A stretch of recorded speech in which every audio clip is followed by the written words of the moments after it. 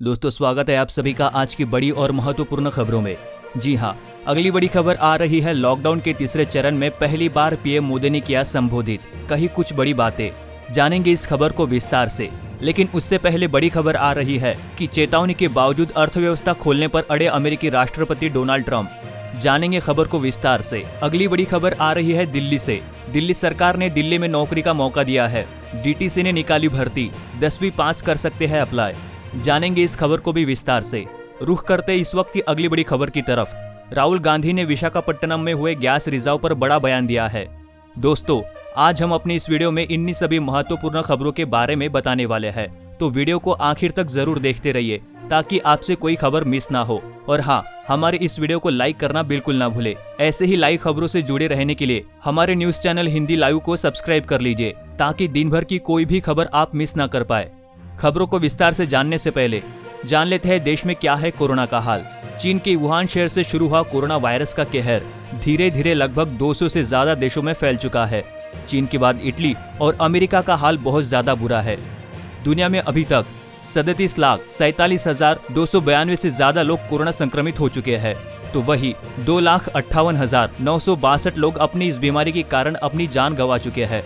दोस्तों, बात अगर भारत की जाए तो भारत में अब तक 49,391 से ज्यादा कोरोना संक्रमित मरीज पाए गए हैं, तो वही 14,183 लोग इस बीमारी से ठीक हो चुके हैं। लेकिन इन सब के बीच 1,694 लोगों की मौत हो चुकी है।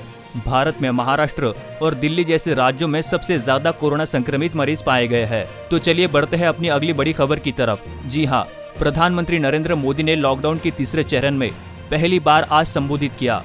बुद्ध पूर्णिमा के अवसर पर आयोजित एक वर्चुअल कार्यक्रम में पीएम मोदी ने कहा कि भगवान बुद्ध ने दुनिया को सेवा करने का संदेश दिया है। बातचीत के दौरान देश के प्रधानमंत्री नरेंद्र मोदी ने कहा कि इस बार देश की परिस्थितियां थोड़ी अलग है। यहाँ पर प्रधानमंत्री नरेंद्र मोदी ने कहा कि भारत आज भगवान बुद्ध के कदमों पर चलकर कोरोना वायरस के संकट में हर किसी की सहायता कर रहा है। इस दौरान लाभ हानि को नहीं देखा जा रहा है। संकट के वक्त हर किसी की सहायता करना ही सबका धर्म है।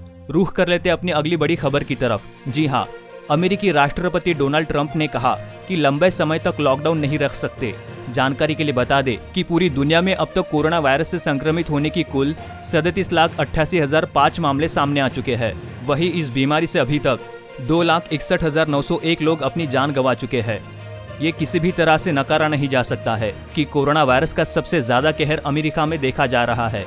फिर भी राष्ट्रपति डोनाल्ड ट्रंप लोगों की जान को छोड़कर अर्थव्यवस्था की चिंता कर रहे हैं। इस बीच उपराष्ट्रपति माइक पेंस ने कहा है कि ट्रंप प्रशासन कोरोना वायरस पर व्हाइट हाउस टास्क फोर्स को खत्म करने की तैयारी कर रहा है। वहीं रात में राष्ट्रपति ट्रंप इस बात से पलट गए। उन्होंने कहा कि टास्क फोर्स अनिश्चित काल के लिए काम करती रहेगी। टास्क फोर्स अब अर्थव्यवस्था खोलने पर काम करेगी। हालांकि ट्रंप ने स्वीकार किया है कि अर्थव्यवस्था को फिर से खोलने के कारण और मौतें होंगी। इसका सीधा अर्थ ये है कि पीड़ितों पर ध्यान लगाने के बजाय व्हाइट हाउस का फोकस दोबारा व्यवसाय खोलने पर है।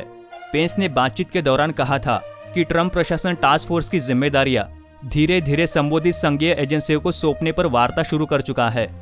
अमेरिका में हर रोज 20,000 मामले सामने आ रहे हैं। न्यूयॉर्क के अलावा अन्य स्थानों पर संक्रमण की दर लगातार बढ़ रही है। जॉन हॉपकिंस यूनिवर्सिटी के मुताबिक देश में हर रोज 20,000 से ज्यादा लोग संक्रमित हो रहे हैं और 1,000 से ज्यादा जान गंवा रहे हैं। स्वास्थ्य अधिकारियों ने चेतावनी दी है कि कई स्थानों में लोगों को संक्रमित होने की दर यदि नीचे नहीं लाया जा सकी तो कई हजार लोग और जान गंवा सकते हैं, क्योंकि खास तौर से लोगों को अब बाहर निकलने और कारोबार को दोबारा खोलने की अनुमति मिल गई है। तो चलिए बढ़ते हैं अगली बड़ी खबर की तरफ। जी हाँ, दिल्ली से बड़ी खबर आ रही है कि यहाँ पर डीटीसी ने नौकरी का मौका दिया है। कोरोना वायरस के कहर के बीच में दिल्ली सरकार ने एक बड़ा फैसला लिया है। दिल्ली परिवहन निगम ने ड्राइवर पद पर वैकेंसी निकाली है। इसके लिए योग्य उम्मीदवार 30 जून 2020 तक आवेदन कर सकते हैं। डीटीसी भर्ती 2020 के लिए 10वीं पास लोग आवेदन कर सकते हैं। डीटीसी भर्ती 2020 के लिए आवेदन कर रहे उम्मीदवारों की आयु सीमा 50 वर्ष निर्धारित की गई है। इससे ज्यादा की उम्र के उम्मीदवार आवेदन के योग्य नहीं माने जाएंगे, इसलिए 50 वर्ष से कम उम्र युवक ही पोस्ट के लिए आवेदन करें।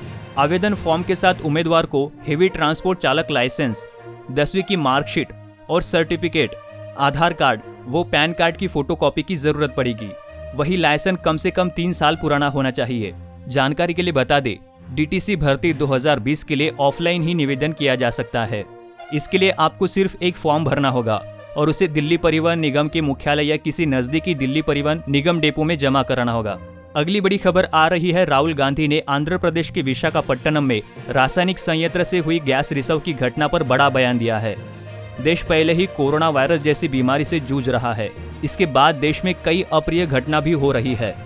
आंध्र प्रदेश के विशाखापट्टनम में गुरुवार सुबह रासायनिक संयंत्र से हुई गैस रिसाव की घटना पर कांग्रेस नेता राहुल गांधी ने कहा है कि वे इस बारे में सुनकर हैरान है।